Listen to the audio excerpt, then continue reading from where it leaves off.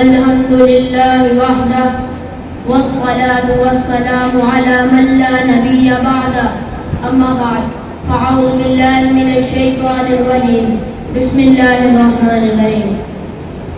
گرامی قدر صدر اور معزز حاضرین اکرام، السلام علیکم. آج مجھے جس موضوع پر لب گشائی کرنے کا موقع ملا ہے وہ ہے محبت نبی صلی اللہ علیہ وآلہ وسلم. جناب والا، دنیا میں ہزاروں لوگ ایسے گزرے ہیں جن کو نہ ہم نے دیکھا ہے، نہ ہی ان سے ہماری قرابت داری رہی ہے اور نہ ہی ان سے ہمیں کوئی مادی فائدہ حاصل ہو رہا ہے، مگر ہم ان سے صرف ان کے کمالات کی وجہ سے محبت کرتے ہیں. ہم حاتم طائی سے محبت کرتے ہیں اس کی جد و سخاوت کی بنا پر.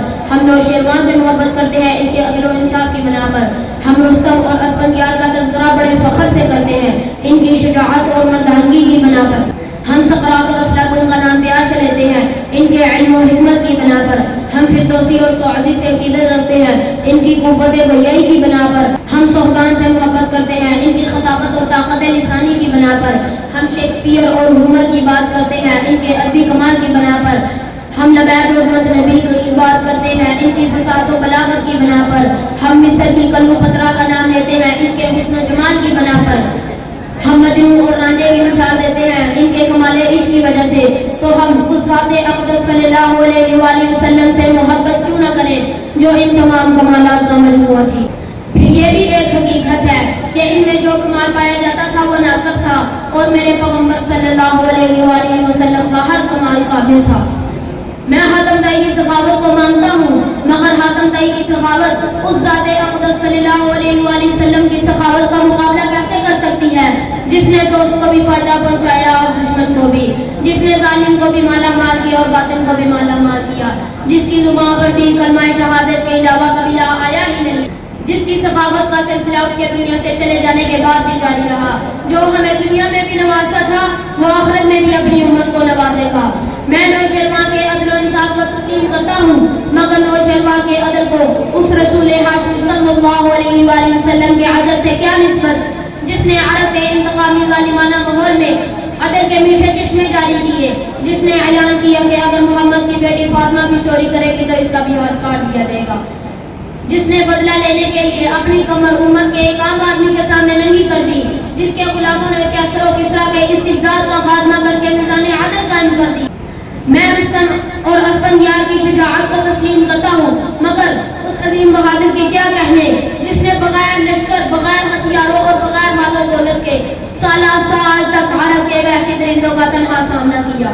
میں سقراط اور افلاطون کے علم و حکمت سے انکار نہیں کرتا، مگر اس باب العلم و حکمت کے کیا کہنے جس کے فیضان علم سے سقراط اور افلاطون جیسے سینکڑوں ارباب علم و حکمت پیدا ہو گئے. مجھے صحبان کی خطابت سے انکار نہیں، مگر اس عظیم خطیب کے کیا کہنے جس کی تحصیل خطابت سے پتھر بول پڑے اور سنگ دل انسانوں کی زندگیوں کی کایا پلٹ گئی. مجھے شیکسپیئر، ہومر، لبید اور مد نبی کی فصاحت و بلاغت سے انکار نہیں، مگر اس فصیح العظیم کے کیا کہنے جس کی فصاحت و بلاغت کا عرب و عجم میں سے بھی کوئی جواب نہ دے سکا. کلوپترا کے حسن کی بات نہ کرو کیونکہ خاک کو آسمان سے، ذرے کو پربت سے کیا نسبت. ماہ عرب کے حسن و جمال کا مقابلہ تو مصر کا وہ حسین بھی نہیں کر سکتا جس کے حسن سے چند بازاری عورتوں کے ہوش و بات دور ہو جاتے تھے. اگر ان لوگوں سے ان کے کمالات کی وجہ سے محبت کی جاتی ہے تو پھر اس عظیم انسان سے محبت کیوں نہ کی جائے جس کے اندر یہ تمام کمالات اعلیٰ وجہ کمال پائے جاتے ہیں. جناب قدر احباب، آپ خود ہی فیصلہ فرمائیں جس ذات اقدس صلی اللہ علیہ وآلہ وسلم میں ایسے اخلاق و کمالات جمع ہو، اس سے محبت کرنی چاہیے یا نہیں. دنیا والے کسی کی ذہانت پر ناز کرتے ہیں، کسی کی شجاعت پر ناز کرتے ہیں، کسی کے عدل و انصاف پر ناز کرتے ہیں، کسی کے ایثار اور خدمت خود پر ناز کرتے ہیں. تو میں اس پیغمبر پر ناز اور اس سے محبت کیوں نہ کروں جس کے اندر یہ تمام کمالات اعلیٰ وجہ کمال پائے جاتے ہیں، جس نے لاکھوں کروڑوں انسانوں کو یہ اخلاق و اوصاف سکھا دیے. اس نے کسی کو صدیق بنایا، کسی کو عادل بنایا، کسی کو سخی بنایا اور کسی کو شیر خدا بنایا.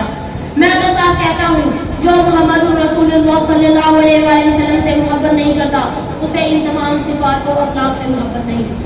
میں تو یہ سمجھتا ہوں انسان نہیں بلکہ انسان کے لباس میں حیوان ہے، وحشی درندہ ہے.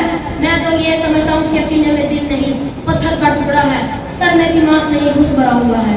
اللہ تعالیٰ فرمائے. آمین. وما علینا الا البلاغ.